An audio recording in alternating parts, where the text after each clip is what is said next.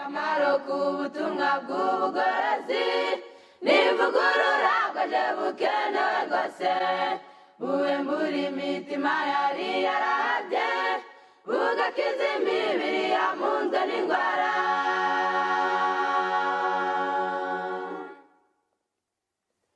Akamaro k'ubutumwa bw'ubugorozi n'ivugurura bwaje bukenewe rwose ivugurura iyo rigeze mu mutima biga ibyaha byari byibasiye umuntu ubwo imibereho igahinduka misha hashingwa umushinga wo kunezeza abandi. Reka dufatanye gushima Imana kuko ibanye natwe ikaba ikunze ko tugera muri uyu mwanya turi bazima tukaba turamutse amahoro, izina ry'Imana rihabwa icyubahiro. Muri uyu mwanya rero reka twese twicishe bugufi hanyuma dusenge tujye mbere n'icyigisho cyacu. Ngaho reka dusenge. Turagushimye Data wa twese udukunda, tugushimiye kugira neza kwawe kubanye natwe, niko kwatumye tudashiraho, wemeye ko turamuka twese turi amahoro, izina ryawe rihimbazwe. Tugushimiye ko twese waturindiye aho twari turi dutandukanye, abagize ingendo Data ukuboko kwawe kwigaragaje, wabashije kuduhuza twese turi amahoro, ubihimbarizwe. Ngaho muri uyu mwanya ubwo tugize umugisha wo kugera mu gitondo gishya, abariko imico yacu yongera kubaho mishya, hanyuma Data nitukubera abana tugatuma uhabwa icyubahiro muri byose, tuzashima urukundo rwawe. Uduhamagaje ijambo ryawe kugira ngo twumve imiburi kuvaho, uturinde kurisuzugura, uturinde kuritesha agaciro, uturinde kurangara, uduhereze kurihereza ibyicaro mu mitima yacu, kandi umwuka wawe wera aba ari ukomeza kutuyobora, atume turyumva neza no kuzarishyira mu bikorwa, dushima urukundo rwawe. Giye kuzaba iryo kuzaduciraho iteka, ahubwo ridufashe mu kuduhereza imbaraga zizatubashisha kugera aho uri, tubigusabye ku bwa Yesu. Amen. Amen, amen.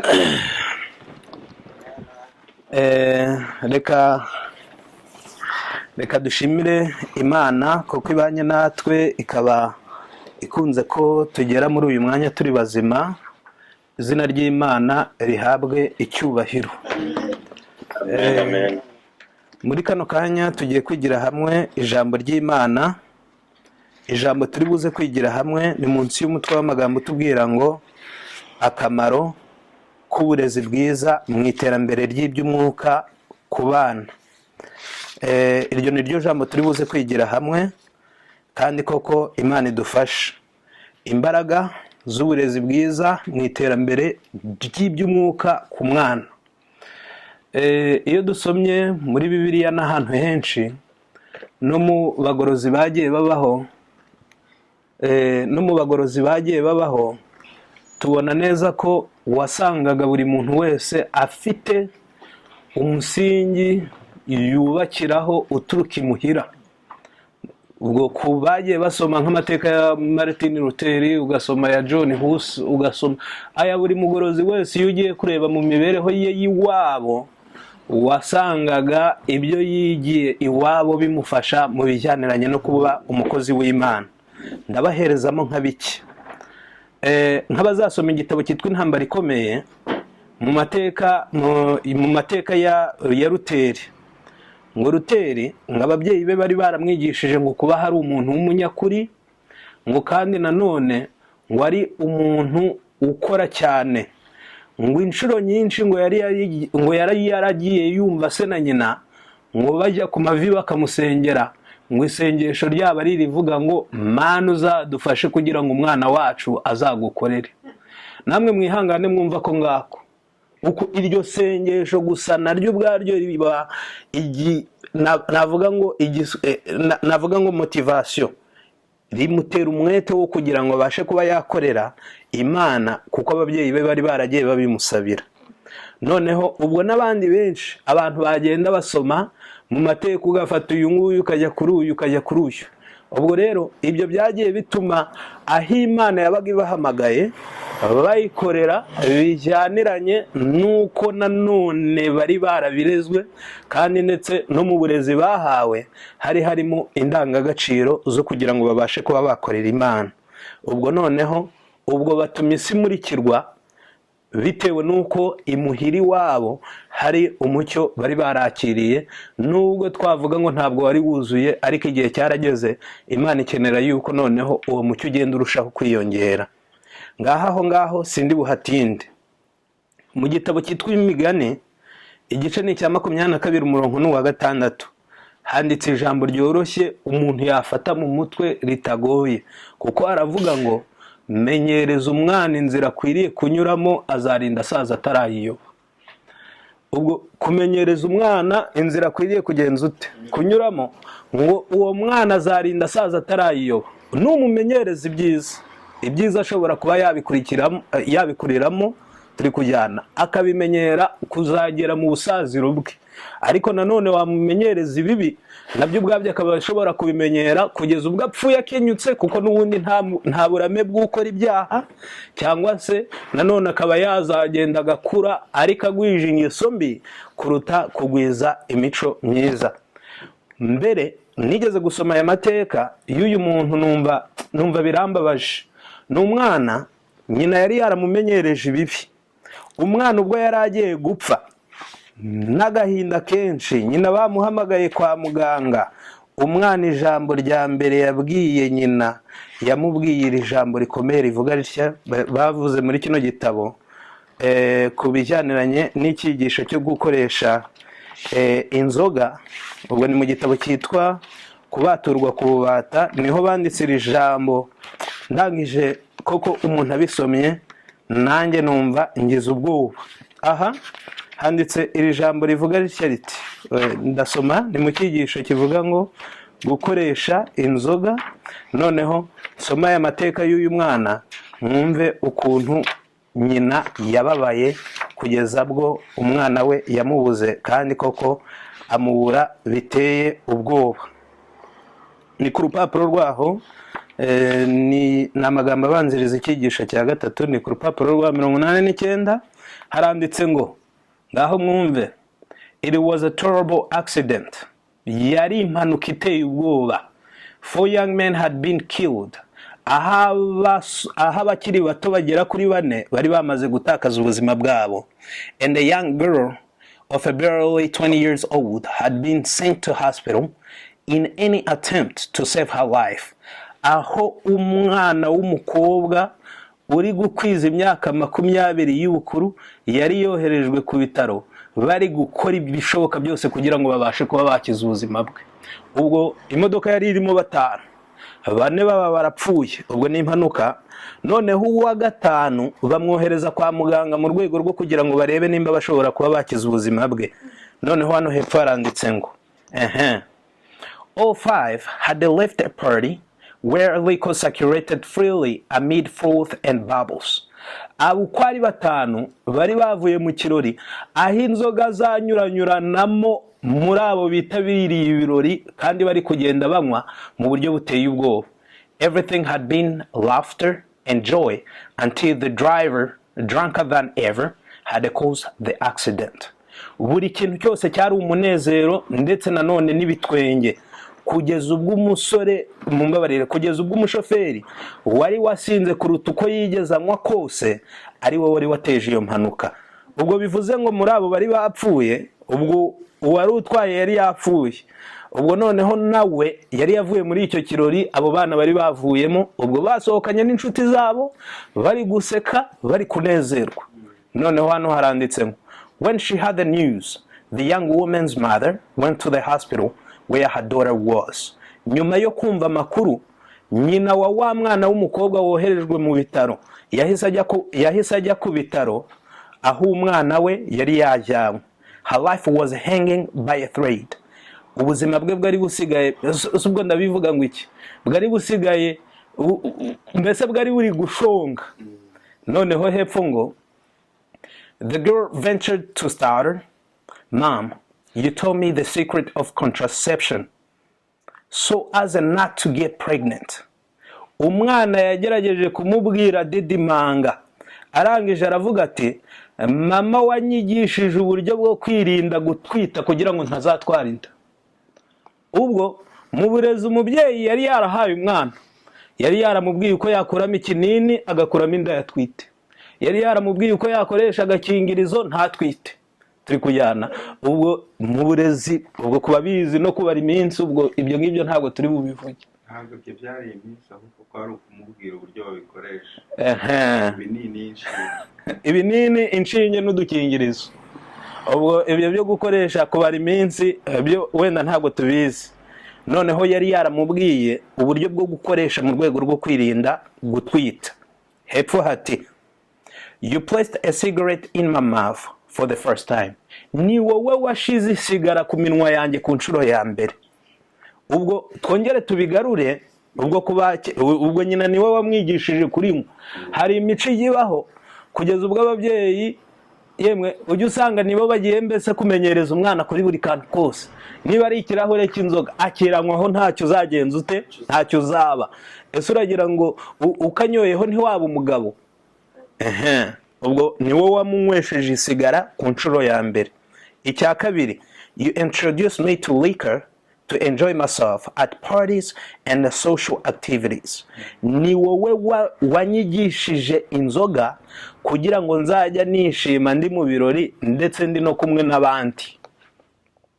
Ubwo umwana ari kubwira umubyeyi ubuzima bw'umwana buri he, buri mu kaga.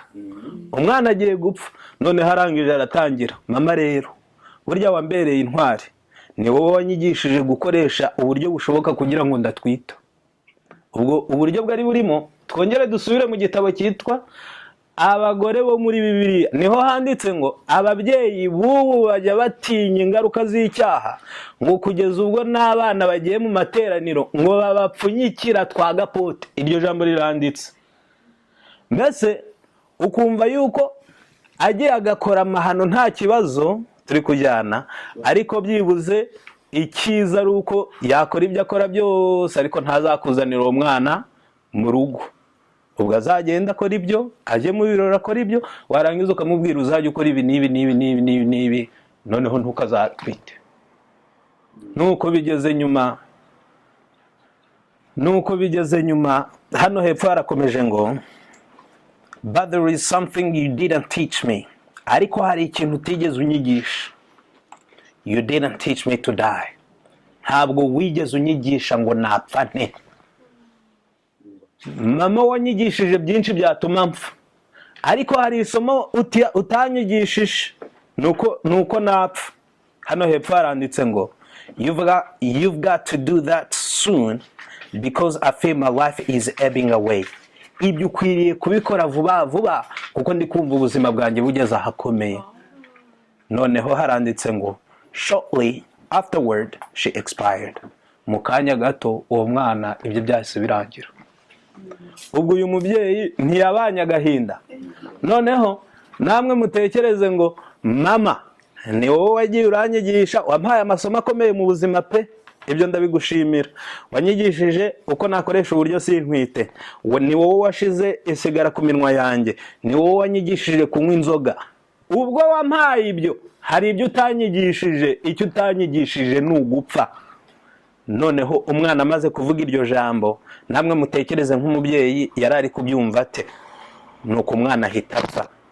Ubwo amagambo ya nyuma bavuganye nuko umwana yasubiriyemo nyina. Navuga ngo amasomo y'ingenzi umwana yigishijwe mu buzima amaze kuyasubiriramo nyina, umwana ahita apfa. Umwana uri kumwe nawe none ngaho reka tubanze tubabwire ngo umwana utigishwa gusoma Bibiliya, utigishwa kubaha ababyeyi, utigishwa gusenga, utigishwa kuba umuntu w'Imana, umubyeyi wabuze ayo masomo ngo ayahereze umwana, kuko umusozi ari ukuzarimbuka. Ubwo ukwiriye kumwigisha uko irimbukiro rizamurya rizaba rimeze. Kuko uyu mwana yaravuze ati burya ubwo wanyigishije ibyo ngibyo hari icyo utanyigishije, icyo utanyigishije ni ugupfa. Noneho bikore vuba unyigishe. Noneho umwana wawe utigishije ibizamukiza, ukwiriye kumubwira ukuntu azapfa n'ukuntu azarimbuka. noneho menyereza umwana inzira akwiriye kunyuramo, azarinda asaza atarayigenza ate, atarayivamo. Iryo ni isomo rya Bibiliya. Mu ijambo ry'Imana ahenshi haratubwira ngo, nta ni no mu gitabo cyitwa Umurimo wa Gikirisitu ku rupapuro n'urwa 251 muzasome kugera kuri 253, ngo iyo Imana iguhaye umwana, ngo ijye imuguhereza ngo ikavuga ngo akira uyu mwana umunderere, uzamuhereza imico y'ubupfura izamubashisha kurabagirana mu bikari by'iwanjye. Ubwo iyo Imana iguhaye umwana, ibiguhaye nk'urupapuro ruriho ubusa, ubwo ni wowe ukwiriye kugena ibikwiriye kwandikwamo. Yego iminsi izandikamo ibindi, ariko byibuze ukwiriye gukora ibishoboka byose ugakora uruhande rwawe kugeza ubwo umwana yazapfa akarimbuka, ariko ntavuge ati burya ndimbuwe nuko iwacu nta by'umwuka ntakuye, wari kugira ngo mbyarwe n'abandi bari kundera, byibuze nanjye nari kuzabona ubugingo buhoraho. Ahubwo umwana akavuga ati burya ababyeyi Imana yampaye barankunze, baranzirikanye, bakoze uruhande rwabo, ubu ngubu inzira nahisemo ninjye wayihisemo, kandi no kurimbuka ninjye kuvuyeho kuruta uko kuvuye ku bandi.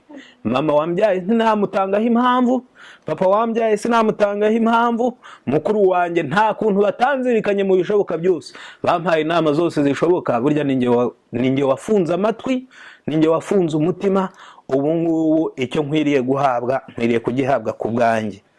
Ngaho noneho bana b'Imana, umwana umumenyereje ibyiza azabimenyera, inyungu zabyo uzazisarure, turaza kubibona.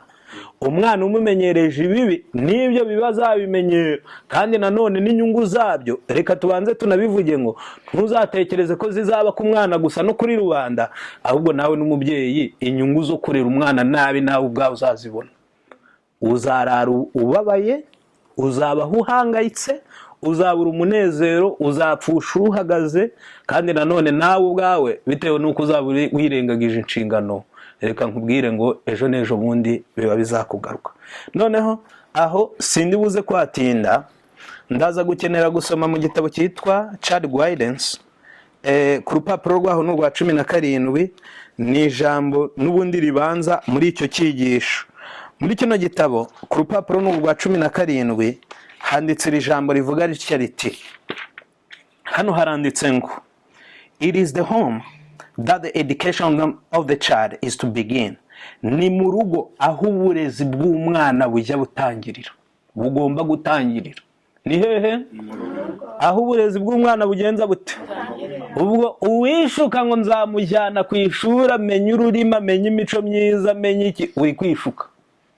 Ahubwo ijambo ry'Imana riravuze ngo uburezi bwose bw'umwana, kuzamenya kuba inyangamugayo, kuzamenya gukora neza, kuzamenya kubana n'abandi, bizahera mu rugo. Noneho hepfo ngo, here is the first school. Aho imuhira niryo shuri rya mbere. Hepfo hati, here with his parents as instructors, he is to learn the lessons that are to guide him throughout the life. Aho ngaho imuhira we n'ababyeyi be nk'abigisha be nihajya yigira ibyigisho cyangwa se amasomo amuyobora mu mibereho ye yose. Noneho ayo masomo yiga naya: lessons of respect, obedience, reverence and self-control. Noneho isomo ni ukuvuga ngo amasomo yiga naya ni ukubaha, ni ukuganduka, ni uguhesha icyubahiro, ndetse nanone no kwitegeka. Ubwo ibyo bintu ko ari bine, umwana nta handi ajya byigira usibye mu rugo. Hepfo ngo, the educational influence of the home are a decided power for a good or for the evil. Imbaraga y'uburezi bw'imuhira igigira imbaraga z'ibyiza cyangwa se imbaraga z'ibibi. There are in many respects silent and gradual, but if exerted on the right side, they become a far-reaching power for truth and righteousness. Iyo mbaraga igeza ni ibintu bikorwa mu buryo butagaragara ariko bukomeza kujya mbere. Ariko iyo uburezi bw'umwana bukozwe neza, bujya bugira imbaraga igera kure, kandi nanone bugatanga imbaraga y'ukuri ndetse no gukiranuka. If the child is not instructed right here, igihe umwana atarezwe neza ahangaha, Satan will educate him through agencies of his choosing. Satani azamwirerera akoresheje ibikoresho yatoranije. Igihe umwana atagenjeje ate, atarezwe neza, Satani azamufata murere, awamuhereza uburezi akurikije ibikoresho yihitiyemo. Satani yamaze gutangira umurimo. Uwareba neza nta kuntu wabura kurera umwana ngo uvuge ngo azapfa atagize uburere. Oya, ahubwo ubwo wanze kumuhereza ububi, Satani warahita azana mumbabarira. Ubwo wanze kumuhereza ubwiza, Satani warahita azana ububi. Narangiza bumuhereze abumubagariremo kugeza ubwo isi izagigira abasa na Satani hafi 100%, nyamara baravuye no mu miryango atari ya kure ahubwo ari ya bugufi. Noneho hepfo ngo, how important then is it the school in the home? None mbega ukuntu ari iby'agaciro, mbega ukuntu uburezi bw'imuhira ari ubw'agaciro. Uburezi bw'imuhira mbega ukuntu ari ubw'iki, ari ubw'agaciro. Ndaza gukenera gusimbuka kuri iri jambo riri hirya. Hano hepfo haranditse ngo, upon all parents there are rests the obligation of giving physical, mental and spiritual instructions. Ku babyeyi bose bakwiriye gutanga amabwiriza agenga impagarike, ubwenge ndetse n'iby'umwuka. Ku babyeyi bose bakwiriye gutanga amabwiriza agenga iki? Impagarike, ubwenge ndetse n'iby'umwuka. Ubwo umwana utajya ukuza impagarike ye, umwana utajya ukuza ubwenge bwe, umwana utajya ukuza iby'umwuka bye, ntabwo uri umubyeyi kuri we, kuko nturi kumurera ahubwo uri kumwica. Ahubwo umubyeyi wese akwiriye guhereza umwana uburezi mu bintu bitatu: gukuza impagarike, gukuza intekerezo ze ndetse no gukuza iby'umwuka bye. Noneho hepfo haranditse ngo, it should be the object of every parent to secure his child well-balanced, symmetrical character. Bikwiriye kuba inshingano ya buri mubyeyi wese gushaka uko arera umwana we neza mu buryo bujyanye kandi akamuhereza imico myiza ikwiriye.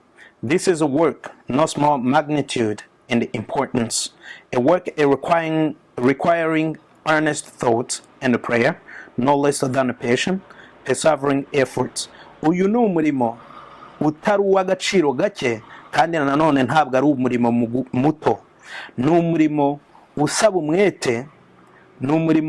umwete, ugasaba ibitekerezo, ugasaba amasengesho, udasize kwihangana ndetse n'imbaraga zo gushingiriza. Mu rwego rwo kugira ngo ujye kurera uwo mwana umuhereza iyo mico, ni ukuvuga ngo ntuzabubuze, ubwo ukwiriye kuba ufite umwete, utanamuka. Nanone ikindi cya kabiri, ufite ibitekerezo, ufite amasengesho, udasize kwihangana ndetse nanone no gushinyiriza. Aho hirya ndaza kujya hirya noneho nihutira ngo mve muri iki gitabo. The home should be a preparatory school where children and the youth may be fitted to do service for the master, preparatory to joining the higher school in the kingdom of God.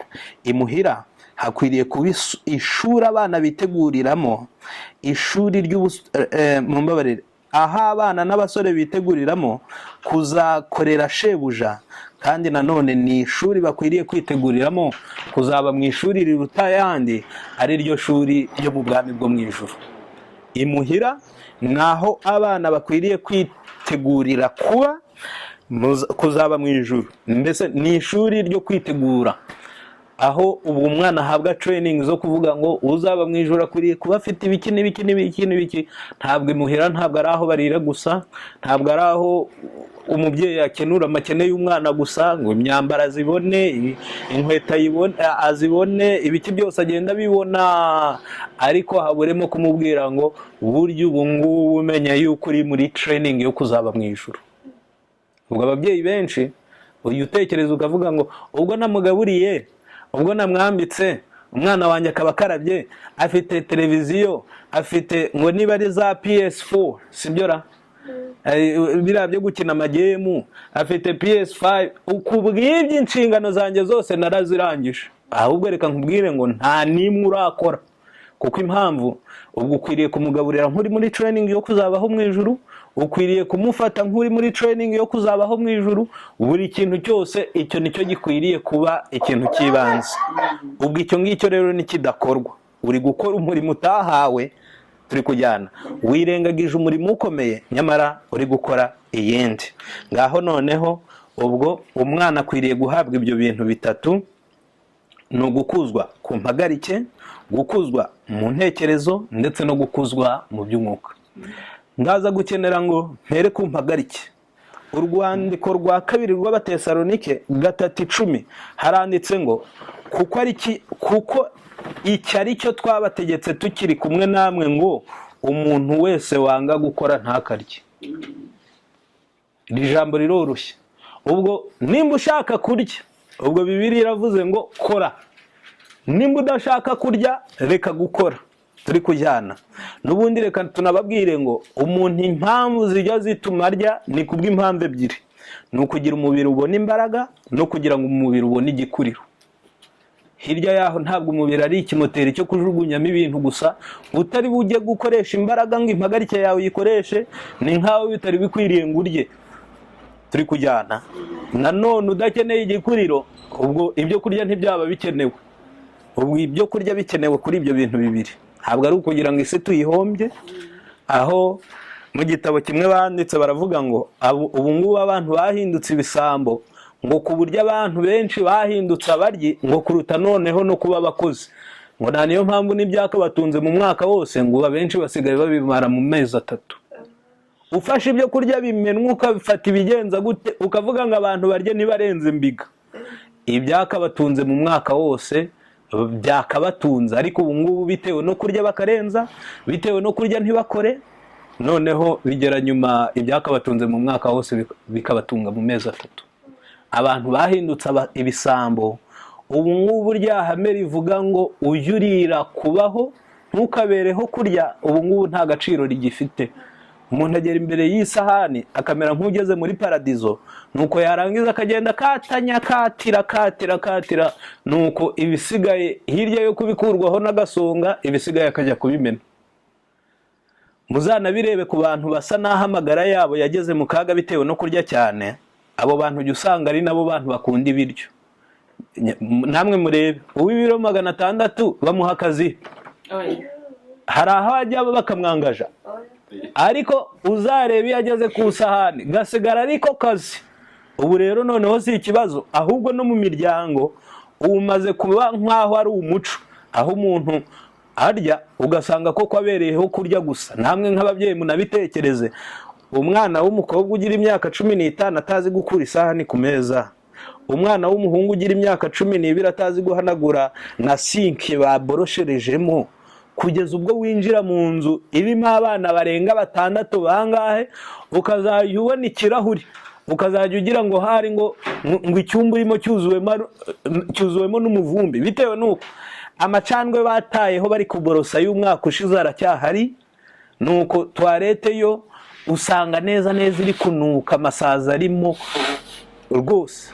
Ubwo hirya yaho nk'ukora inshingano zawe, kuko bagaburira ariko ntacyo bari kumarira isi, bari kuyihombya. Hirya yaho nanone nta nubwo ari no guhombya isi gusa, ahubwo n'Imana iri kubahomba. Noneho ubwo Bibiliya iravuze ngo iki nicyo twabategetse tukiri kumwe namwe, ngo umuntu wese wanga gukora ntakarye. Mu rwego rwo kugira ngo umuntu arye, ni uko ukwiriye kuba ufite ibyo wakoze. Ubwo rero nanone akazi ntago ari ukwicara. Bijya bibaho ugasanga abana babyuka mu gitondo bazindutse no kuruta abandi bose, bari mu mateleviziyo, bari ku magame, ugasanga neza amaso yarakanutse, abyuka karagatinda kujya kuryama, nta kandi kabyizi, isahani yaririyeho iri aho ngaho. Nuko ugasanga aricaye, umubyeyi yahagera niwe ugenda akabikora byose, nuko yagera suri kumugaburira iki. Ko Bibiliya ivuze ngo udakunze gukora ntakagenza ate? Byibuze yego tumaze kubaho mu mibereho itari bukenere kujya kuvoma amazi, ariko vuga ngo uyu munsi ufite task, ukwiriye guhanagura ameza, ukwiriye guhanagura inkweto zawe, ukwiriye gusasa igitanda cyawe. Gusanga umubyeyi ari ugenda akabikurikirana byose, yazazanirwa. Rero winjira mu nzu ukagira ngo ni ikiraro cy'ingurube, ntabwo igitahama abantu. ukaba ujya kwinjira muri salo, wajya kwicara ugasangamo amasogisi bambaye ukwezi kose niyo ari mu ntebe n'ikinuko cyayo. Nuko noneho ubwo haba hari ibyirengagijwe. Ubwo umwana akwiriye gutozwa impagarike.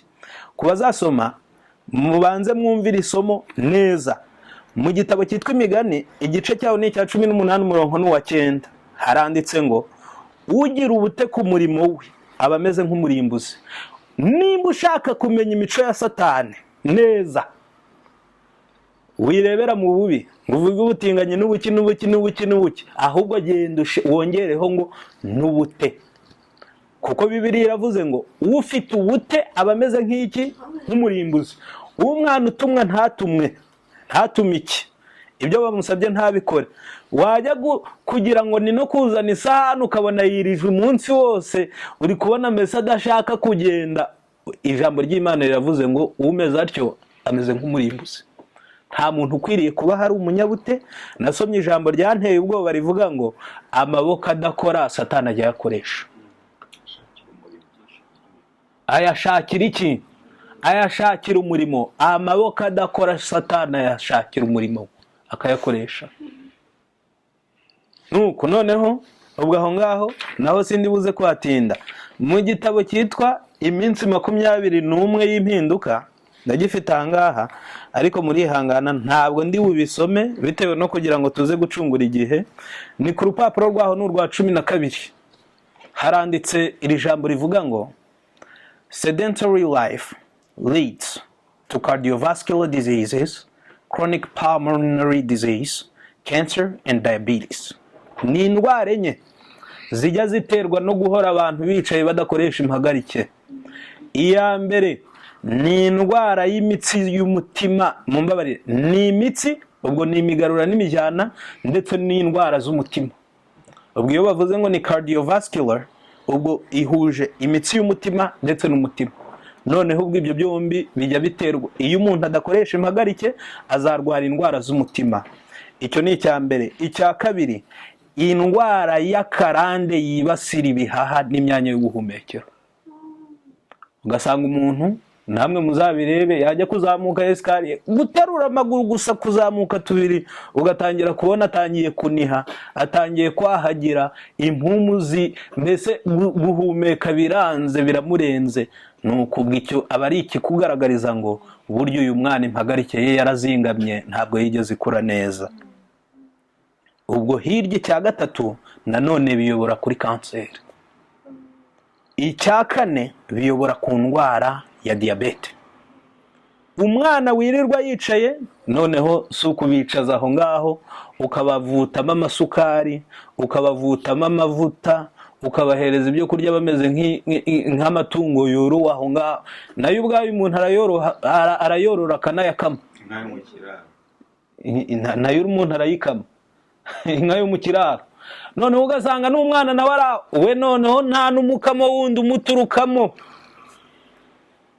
Ukuri uzi ko abana binaha nabivuga, hari igihe utekereje ukuntu abantu bajya bafata imbwa, umuntu akagenda akayitaha akayihahira, nta kintu izamufasha, ihuka ikaba mu nzu nta mbeba zibamo, ariko ugasanga n'ubundi umuntu mbese yaragiye arayikunda.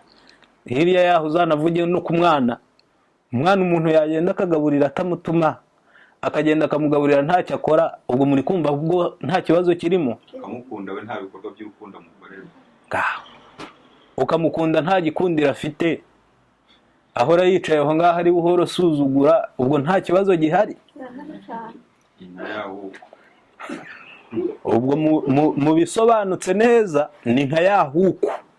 Umuntu koko agenda akagaburira itenda kurya imbeba, akazajya ahora yifata akayishira mu kiganza no mu gituza no kuyishimashima, nta kintu izamumarira. Umwana nawe umeze utyo udakoresha impagarike ye, nawe abayeho nk'iyo huko. Noneho hirya yaho rero bizatuma narwara izi ndwara uko arenye ntuzatungurwe. Indwara ya mbere ni indwara z'umutima ndetse n'imitsi ijyana amaraso. Indwara ya kabiri ni indwara y'ibihaha ndetse n'indwara z'ubuhumekero. Indwara ya gatatu ni indwara ya kanseri. Ubwo ahizafata hose menya neza ngo uburyo ubwo ndi kumurera ntacyo akora, ejo n'ejo bundi nzaba mfite akazi ko kumwana mama mu bitaro cyangwa se ko kureka ibyanjye ari njye wirirwa mu rwaje imuhira. Icya gatatu nanone ni indwara ya diyabete, icyo ni icya kane. Ariko noneho reka nongereho icya gatanu, nanone yuko uri korora satani mu nzu, kuko Bibiliya yatubwiye ngo tujye twumva amasomo ya Bibiliya neza. Imigani 18 umurongo wa 9 si wavuze ngo ugira ubute ku murimo we aba ameze nk'iki?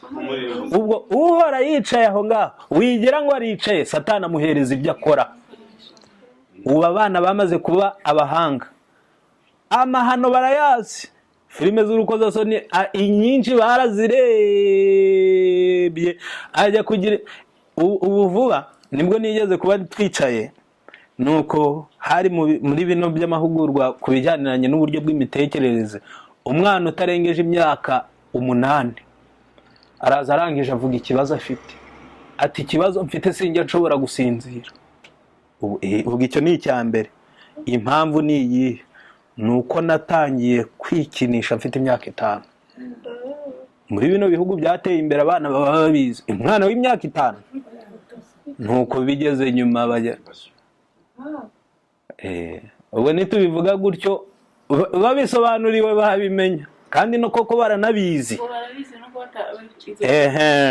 Nuko bigeze nyuma abantu baravuga bati si nk'uwo nguwo wagenda ukamufashisha iki guhera ku myaka 5 akagera ku myaka 8 adashobora no kuba yasinzira? Impamvu zabyo ni izi, nuko handi kuri televiziyo bicara bareba filime z'abasomana, bakabona filime z'abakora amahano, hirya yaho nabo baragenda bakayashyira mu bikorwa. Kuko no mu gitabo cyitwa Abakurambere n'Abahanuzi bari kuvuga ngo ku cyigisho kivuga ngo ni icyigisho cya 7, ngo iyo witegereje ujya uhinduka, ngo ni ihame yuko ibyo witegereza ugeranye umukagenza ute ugasa nabyo. Niyo mpamvu natwe umwana yarebye filime arangije yiba imbundi wabo, noneho kurya abantu baba bataka ibigo by'amashuri, bataka iki, aragenda nawe yataka ikigo cy'amashuri, aracyataka, yica abaporofeseri, yica n'abandi bana biga, ntacyo abahoye gusa ariko ataka nk'uko abibonye muri filime. Ubwo yageze nyuma nawe aragenda abatipe. Muri za filime habamo nk'abitwa ngo ni ba tipe, ubwo ni ba main actors, ubwo ni aba acteur principal. Nuko ubwo rangije aragenda aravuga ati ubwo bafashe imbunda nk'aba narabonye papa yifite, reka nanjye noneho nanjye njye kugakora. Nuko aragenda arabikora. Si nibyo gusa, mu gitabo cyitwa batanze baravuga ngo abana baraje ngo bareba filime zino zitwa video games, ngo ariko bakaba bari gukinira ngo kuri tactique zijya zikoreshwa n'abasirikare. Bigeze nyuma abo bana uko ari 4 nabo babyuka koko bafata imbunda. Ubwo ni muri Denver muri Colorado ni muri Amerika, bafata imbunda baragenda babishira mu bikorwa, bafata imbunda baragenda bica bagenzi babo bakurikije wa mukino bakinnye. Ariko reka nambabwire ngo ntimubabona ko bakina bari kurasa, ntimubabona ko bakina bari kuvusha amaraso.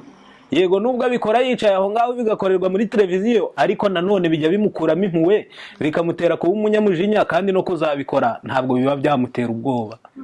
Uragira ngo ibintu umuntu abonye inshuro 1000 yagera nyuma bikamutangaza, nawe yafata icyuma akagitera, kuko muri filime ahora abikora. Turi kujyana ubwonko bw'umwana bari bugufi kandi koko kubumenyereza, niyo mpamvu abantu bakwiriye kubyitondera. Noneho icyo ni ibyo ni ibintu 5 umwana urerwa nabi azagera nyuma akagira. Ubwo icya mbere nuko mu byazagira harimo ibijyaniranye n'indwara zizafata umutima ndetse n'imitsi ijyana amaraso. Nuko icya kabiri bizamuhereza indwara z'ibihaha z'akarande, icya gatatu bikamuhereza kanseri, icya kane bikamutera diyabete, icya gatanu bikamutera imico mibi. Noneho ndaza kuvuga ku bijyaniranye n'uburezi bukwiriye bwo guhereza abana. Ku bazafata igitabo cyitwa Intambara Ikomeye, ndaza kuhasoma aya magambo akomeye ndetse nihuta cyane, ariko tugasaba ngo tuze kuba twajyana. Intambara Ikomeye ndasoma ni ku rupapuro rwaho ni urwa 50 n'urupapuro ni urwa 51 mu kinyarwanda ni ku rupapuro rwaho ni urwa 50. ubu ni uburezi ababyeyi b'abavoduwa batozaga abana babo. Haranditse ngo Imana yari yarateganirije ubwoko bwayo ahantu ho kuyisengera hafite ubwiza butangaje cyane, hari haberanye n'ukuri gukomeye yababikije. Kuri abo bizera b'indahemuka bari mu buhungiro, iyo misozi yashushanyaga ubuhangange budahinduka bwa Yehova. Berekaga abana babo impinga z'imisozi zabaga zibatwikiriye zifite ubwiza butagira impinduka, maze bakabigisha ko Imana itagihinduka cyangwa se ngishobore kuba yahinduka. Ijambo ryayo rikaba rihoraho nk'uko iyo misozi itimuka. Imana niyo yashyize imisozi ku isi, irayishimangira kandi yiha gukomera. Nta cyashobora kuyikura mu myanya yayo usibye ukuboko kw'Imana ifite imbaraga zitagerwa. Uko niko yashyizeho amategeko yayo, akaba ariyo rufatiro rw'ubutegetsi bwayo mu ijuru ndetse no ku isi. Ukuboko k'umuntu gushobora kugira icyo gukora kuri bagenzi be ndetse kukabavutsa ubuzima, ariko ku kuboko gushobora no kuvana ariko ku kuboko gushobora no kuvana imisozi ku mfatiro zayo kukayiroha mu nyanja iyo gushoboye guhindura rimwe mu mategeko ya Yehova cyangwa se kugasiba rimwe mu masezerano ya Yehova yasezeraniye abakora ibyo ashaka. Abagaragu b'Imana bakwiriye gushikama mu kumvira amategeko yayo batajegajega nk'uko imisozi itayiva mu myanya yayo. Ubwo reka mvuge aya magambo muri make. Aba bavoduwa bitewe n'uko bari barahungiye mu misozi, bageraga nyuma bagahuriza abana babo hamwe. Bana bacu ni mwihangane murebe ukuntu iyi misozi imeze. Uko muri kuyibona imeze ikaba ihagaze, uko niko n'Imana nayo ubwayo itagishobora kuba yahinduka, kandi ntabwo ishobora kuba yagira ikintu kiyihindura. Hirya yaho bakababwira ngo namwe mujye mugira imico ishikamye nk'iyi misozi, ntimugahindurwe n'abantu, ntimugahindurwe n'ibintu, ahubwo icyo mwiyemeje muzajya mugikora, kandi nanone mugikoreshwe n'Imana. Ntimukigere muba abantu banamuka. Kandi nanone uko muri kubona Imana yashizeho iyi misozi, nta niko mukwiriye kugira kuyizera, kuko ari ishobora byose. Nta muntu ushobora kuba yakwimura uriya musozi kereka Imana yo mu ijuru yonyine. Noneho bakabahereza ubwo burere. Hepfo ndaza kujya hirya ku kuntu babareraga 51. Abo bayoboke ba Kristo bari bafite kwiyegurira Imana nyako, biyoroheje kandi bamaramaje.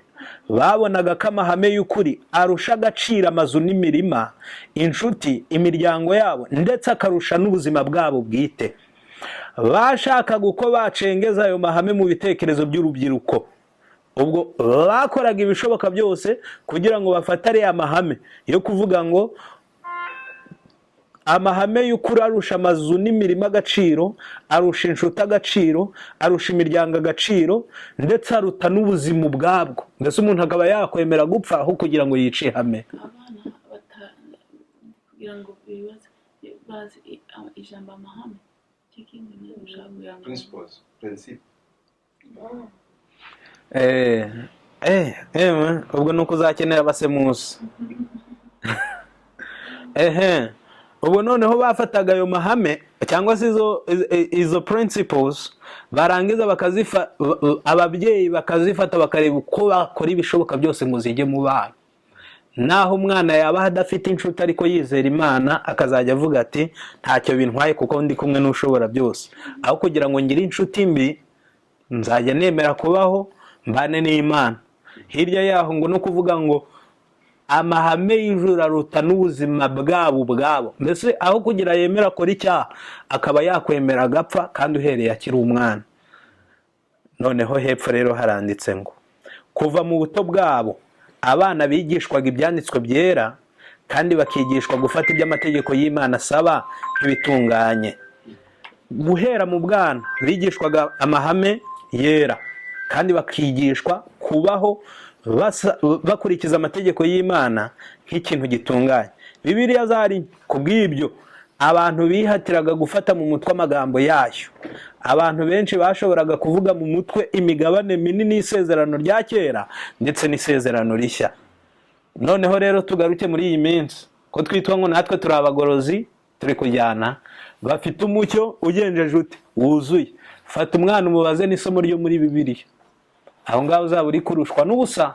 Ahubwo byaruta ukamubaza filime yo kuri Netflix, ukamubaza ibiganiro byo kuri YouTube, ukamubaza abakinnyi b'umupira, wagera nyuma ukamubaza n'amazina ya za video games. Ibyo byazabigwiza pazabikubwira. Impamvu ni iyi: ababyeyi ni abanyabute kwiga ijambo ry'Imana, nanone birengagije cyangwa se bakerenceje no kuryigisha abana babo. Turi kujyana. Noneho hepfo harakomeje ngo ibyo batekerezaga ku Mana babihuzaga n'ibyiza babonaga mu byaremwe ndetse n'imigisha yoroheje ya buri munsi. Abana bigaga gushimira Imana kuko ari itanga ibyiza byose ndetse n'ihumure ryose. Barabyigishwaga gushimira Imana. Noneho rero mu gukoresha impagarike, hano haranditse ngo kubera impuhwe n'urugwiro ababyeyi babaga bafite, bakundaga abana babo ku buryo batabemereraga kwirundurira mu byo bararikira. Bari kuzanyura mu buzima bw'ibigeragezo kandi bugoye, ndetse byanashoboka bakicwa bahowe kwizera Imana kwabo. Ubwo umubyeyi yareraga umwana akavuga ngo uyu nguyu azanyura mu bigeragezo, kubw'ibyo reka mwigishe kubaho mu buzima bugoye mu rwego rwo kugira ngo ntazagera mu magorwa ye kuzatungurwa.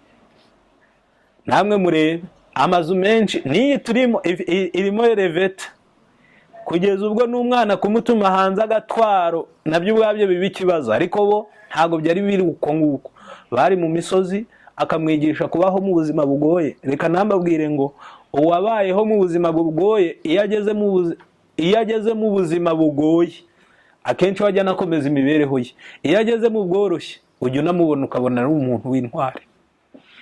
Ariko wabayeho mu buzima bworoshye, ubworoshye buramunanira n'ubugoye bukamunanira. Uwabayeho mu bugoye, ubugoye arabushobora kandi n'ubworoshye akabushobora.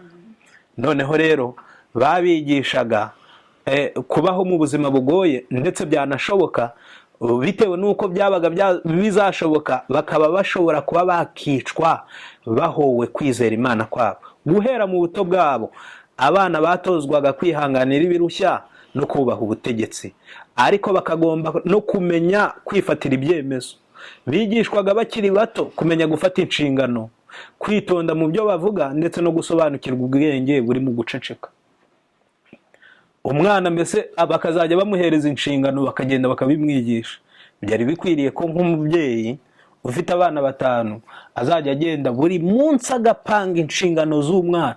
Byanaba byiza ukazajya uzifata ukazihinduranya mu rwego rwo kugira ngo bahereze experience cyangwa se inararibonye itandukanye muri byinshi. Naho nubaho gutyo gusa bazabaho. Ubwo mu gihe kizaza tuzagira abakobwa n'inkumi batazi guteka, aho umugabo n'umwana we, ubwo mumenye neza yuko muri kurerera hazaza. Ubwo iminsi iramutse ibaye bikunze, nuko umwana we akaba yasonza, aho kugira ngo amwonse akajya kumugurira amata. Nuko ubwo nabwo n'ubwenge. Ubwo abenshi ntibazaba banabizi, niyo mpamvu no kutagira ubwo burere abenshi banabyara bakazikuramo, cyangwa se abenshi yamenya ngo yatwita akabikuramo kuko n'ubundi ntaba byiteguye. Noneho hirya umugabo we akazabaho umudamu atazi guteka, umuhungu atazi gukura isahani ku meza. Noneho ibyo byose ugasanga isi yuzuyemo akavuyo. Namwe mutekereze umukobwa wo kugira ngo agaburire umwana we n'indyo ya mu gitondo ari bubanza akajya mu isoko. Niba hari ikintu ukwiriye kwivanamo n'ubutandame, niba uri n'umubyeyi, ujye unezezwa no kwikorera hafi ya buri kintu. Umenye gukora umugati, ntukomeze kujya ku isoko, kuko ku isoko buryo ujyanayo amafaranga, ayo ujyanayo uba ushobora no kuba wanayakoresha ugakora ibiryoshye kandi bifite ubutaraga.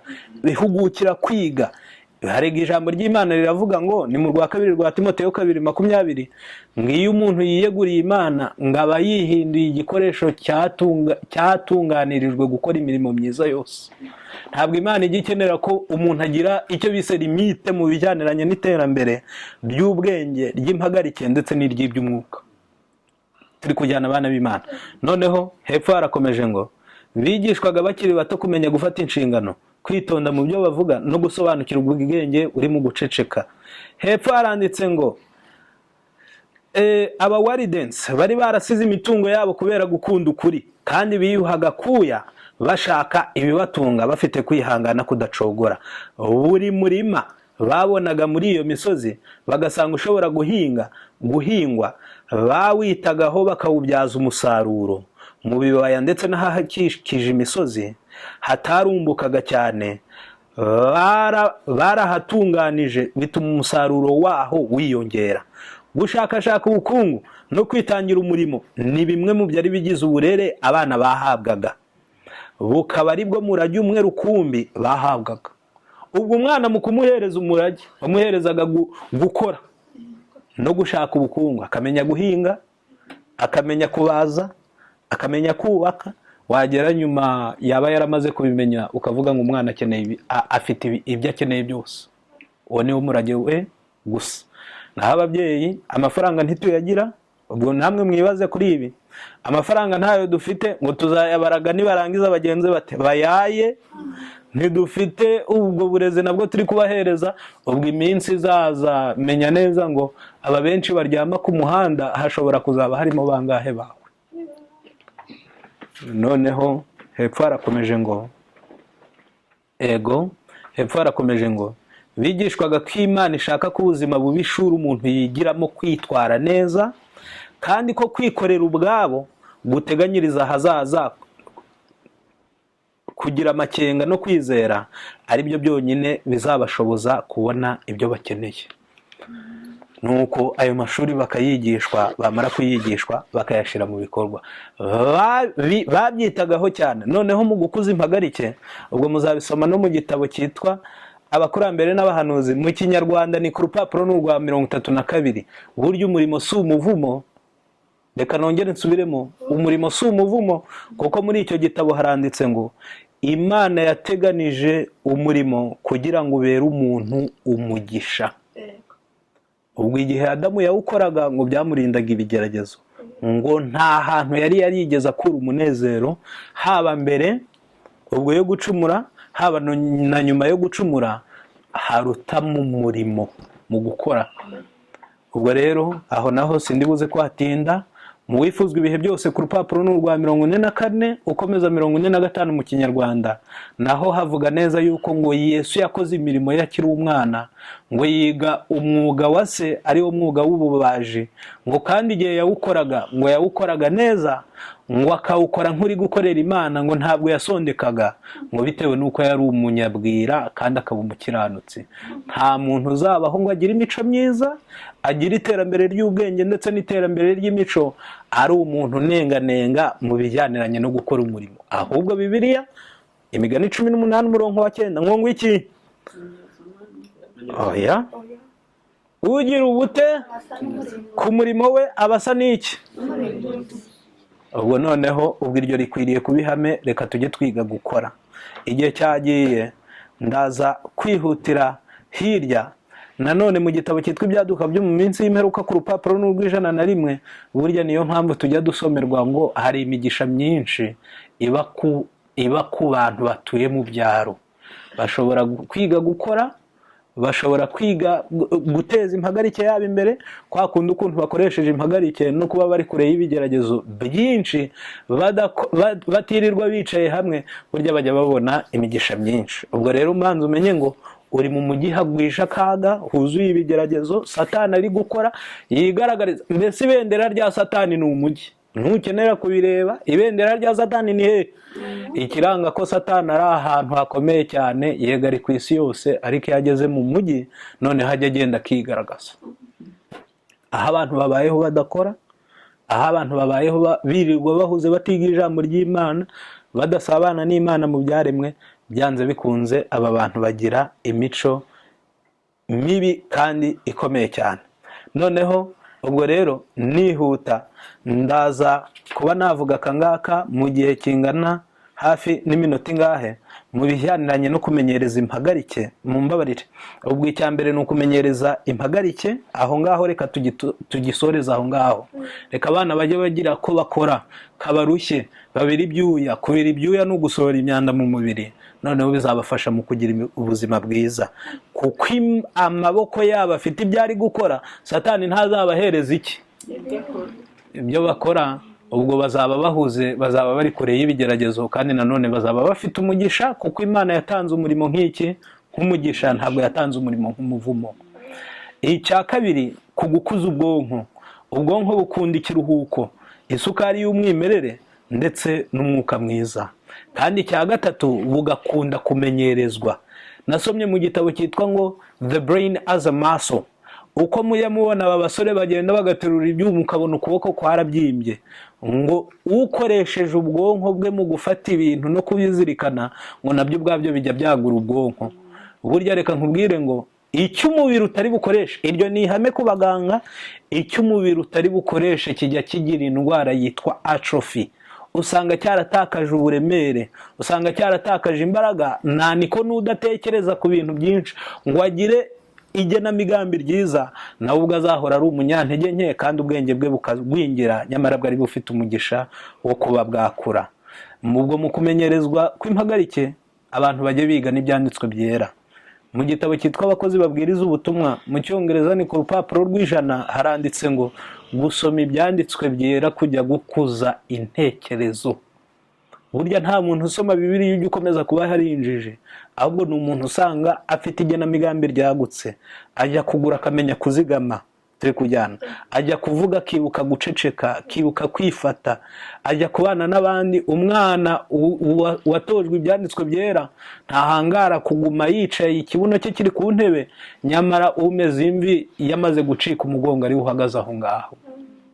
Ahubwo agenza ate?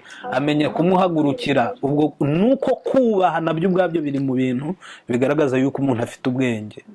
Turi kujyana abana b'Imana. Noneho muzabisoma mu rwandiko rwa kabiri rwa Timoteyo 1:5, aho Pawulo yabwiye Timoteyo, arangije aramubwira ngo kuko nibutse kwizera kutaryarya kukurimo kwabanje kuba muri nyogokuruza Loisi. Burya Timoteyo mu rwego rwo kugira ngo ajye gukorera Imana byatewe n'ababyeyi na nyirakuru wari waramureze. Ubwo mu gitabo cyitwa Ibyakozwe n'Intumwa Umwuka w'Ubuhanuzi ku rupapuro n'urwa 203, ngo baranezerewe kuko haranditse ngo Paul saw that Timothy was a faithful, steadfast and true, and he chose him as a companion in labor and travel. Paulo yabonye ko Timoteyo yari umwiringirwa, yari umuntu ushikamye kandi w'umunyakuri. Arangije aramutoranya mu rwego rwo kugira ngo bafatanye umurimo kandi bafatanye n'ingendo. Hano haranditse ngo those who had taught Timothy in his childhood were rewarded by seeing the son of their care linked in a close fellowship with the great apostle. Abo bari barareze Timoteyo mu bwana bwe babonye ingororano zo kubona umwana wabo ahuje umurimo ndetse no gufatanya n'intumwa yari ikomeye. Ubwo bageze nyuma baravuga ngo mbega ukuntu ari byiza kubona Timoteyo n'abahindutse uw'Imana. Barangije baravuga bati uyu nta mugisha uruta uyu. Rero reka mbabwire ngo namwe mwababyeyi mwe, ni byiza yuko turera abana bacu tugakuza impagarike yabo, bakiga ibyanditswe byera, bakiga kubaha, turi kujyana, bakiga indangagaciro za gikristo. Ibyo bizabafasha mu kubaho bameze neza. Noneho ubwo hasigaye akagingo kamwe. Ubwo ni akagingo kamwe kavuga ngo no gutozwa iby'umwuka. Ubwo uburiye iby'umwuka mu rugo nta n'ahandi bazabibonera.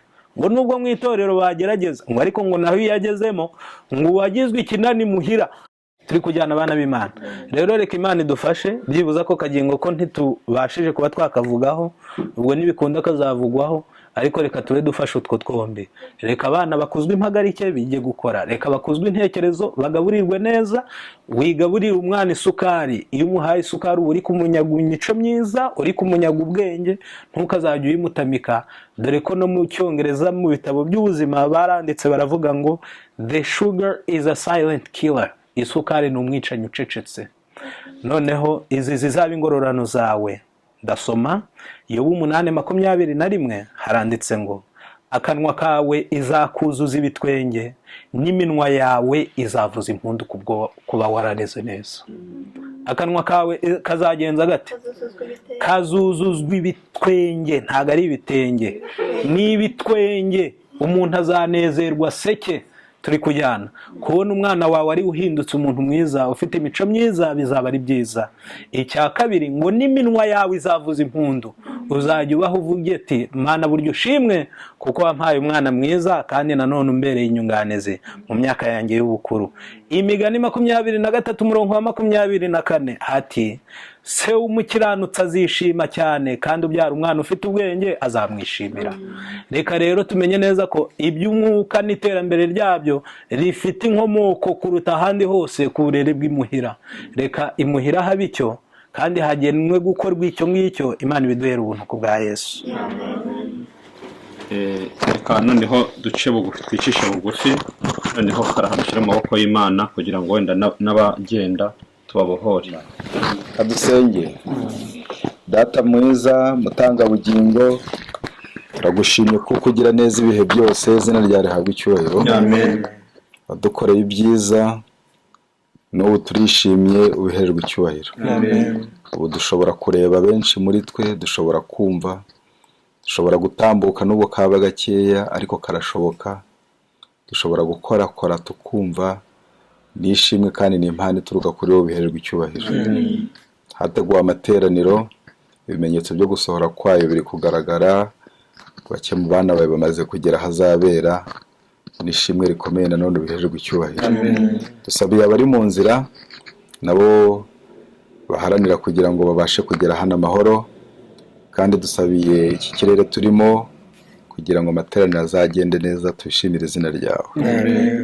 Ufashe buri umwe wese ubashe kumva aya magambo n'abazayumva.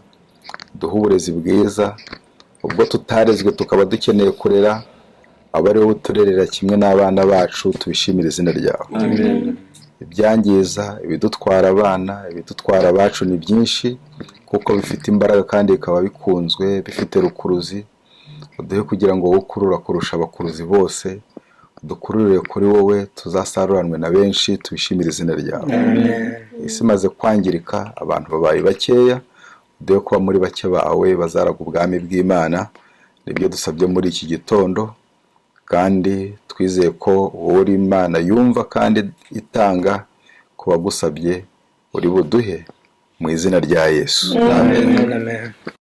Akamaro k'ubutumwa bw'ubugorozi n'ivugurura bwaje bukenewe rwose, buwembura imitima yari yarabye, bugakiza imibiri yamunzwe n'indwara. Akamaro k'ubutumwa bw'ubugorozi n'ivugurura bwaje bukenewe rwose, ivugurura iyo rigeze mu mutima biga ibyaha byari byibasiye umuntu, ubwo imibereho igahinduka misha, hashingwa umushinga wo kunezeza abandi.